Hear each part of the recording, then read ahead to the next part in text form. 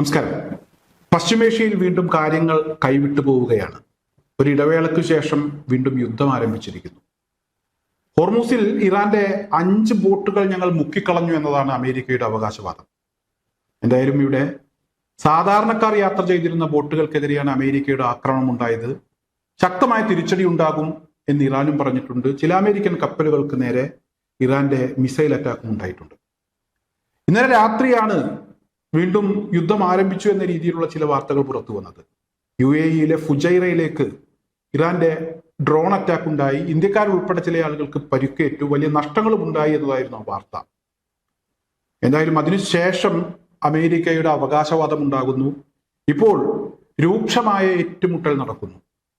Hormuz കടലിടുക്കിൽ Iran സ്ഥാപിച്ച മൈനുകൾ നീക്കം ചെയ്ത് കപ്പലുകൾക്ക് വഴിയൊരുക്കുന്നതിനിടെയാണ് ആക്രമണങ്ങൾ ഉണ്ടായത് എന്ന വിവരങ്ങളാണ് പുറത്തു വരുന്നത്. ഇവിടെ ഹോർമൂസ് തുറക്കാൻ ഇറാൻ തയ്യാറായതാണ്. ചർച്ചകൾക്ക് വേണ്ടി ഇറാൻ എത്തിയപ്പോൾ ഇറാനെതിരെ അമേരിക്ക ഉപരോധം പ്രഖ്യാപിച്ച് വീണ്ടും കാര്യങ്ങൾ വഷളാക്കുകയായിരുന്നു. സ്ഥിതി വഷളാക്കുന്ന ഒരു നീക്കമുണ്ടായത് അമേരിക്കയുടെ ഭാഗത്തു നിന്നാണ്. ഇതിനിടയിലാണ് ഇവിടെ UAE-യും ഇസ്രായേലും ചേർന്ന് പ്രവർത്തിക്കാനുള്ള ചില തീരുമാനങ്ങൾ ഉണ്ടാകുന്നത്. അയൺ ഡോം ഉൾപ്പെടെയുള്ള എയർ ഡിഫൻസ് സിസ്റ്റം UAE-യിലേക്ക് ഇസ്രായേൽ എത്തിക്കുന്നു എന്ന വിവരങ്ങളും പുറത്തു വന്നിരുന്നു. എന്തായാലും വരും സമയങ്ങളിൽ അമേരിക്കക്കും അതുപോലെ തന്നെ ഇസ്രായേലിനും ഇറാനെ ആക്രമിക്കാൻ വേണ്ട സൗകര്യങ്ങൾ UAE കൊടുക്കും എന്നുള്ളതിനെ കുറിച്ചുള്ള ചില സൂചനകളും ചില വാർത്തകളും ഒക്കെ പുറത്തു വന്നു. ഈ സമയത്ത് തന്നെ ചില മുറുമുറുപ്പുകൾ ഇവിടെ പശ്ചിമേഷ്യയിലെ സമാധാനവുമായി ബന്ധപ്പെട്ട ആ സമാധാനത്തിന് തുരങ്കം വെക്കുന്ന ചില വാർത്തകളൊക്കെ പുറത്തു വന്നിരുന്നതാണ്. എന്തായാലും ഇപ്പോൾ കാര്യങ്ങൾ കൈവിട്ടു പോയിരിക്കുന്നു. വീണ്ടും യുദ്ധം ആരംഭിച്ചിരിക്കുന്നു. ഇവിടെ എടുത്തു പറയേണ്ട വളരെ പ്രധാനപ്പെട്ട ഒരു കാര്യം എന്ന് പറയുന്നത്, ഇത്തവണ ഇറാൻ അങ്ങോട്ട് കയറിയാണ് അടിച്ചിരിക്കുന്നത്. അതായത് UAE ആക്രമിച്ച് ഇസ്രായേലിനെ കളത്തിലിറക്കുക എന്നുള്ളതാണ് ഇറാന്റെ തന്ത്രം എന്നാണ് മനസ്സിലാക്കാൻ കഴിയുന്നത്. കാരണം UAE-ക്കൊപ്പം നിൽക്കുമെന്ന് ഇസ്രായേൽ പ്രഖ്യാപിച്ചിട്ടുണ്ട്.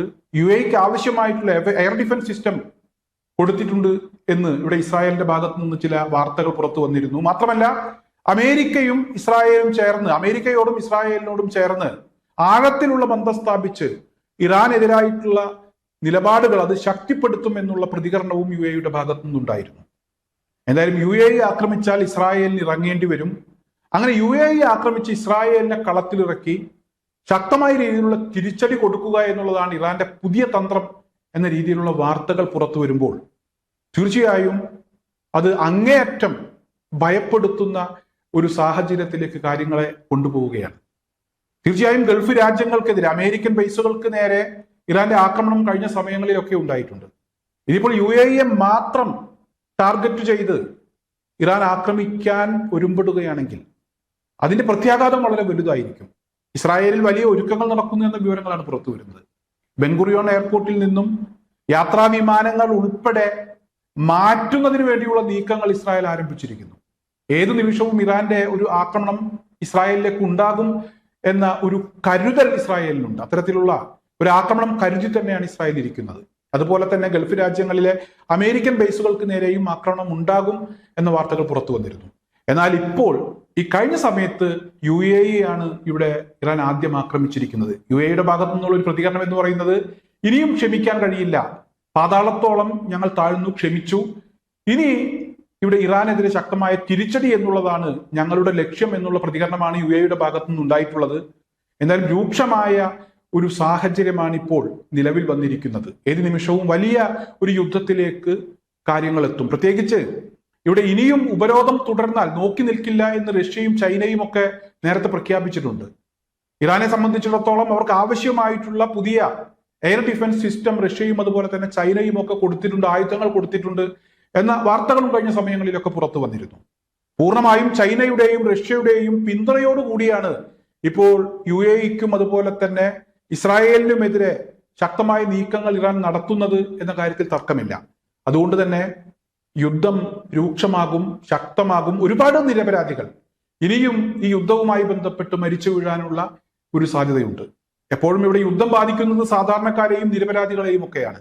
അത്തരത്തിലൊരു സാഹചര്യം, ഒരു രക്തച്ചൊരിച്ചിൽ വീണ്ടും ഉണ്ടായേക്കും എന്നുള്ള വിവരങ്ങളാണ് പുറത്തു വരുന്നത്. എന്തായാലും ഈ രക്തച്ചൊരിച്ചിലിന് കാരണക്കാരായിട്ടുള്ള ആളുകൾ അവരവരുടെ രാജ്യങ്ങളിൽ സസുഖം വാഴുകയാണ്.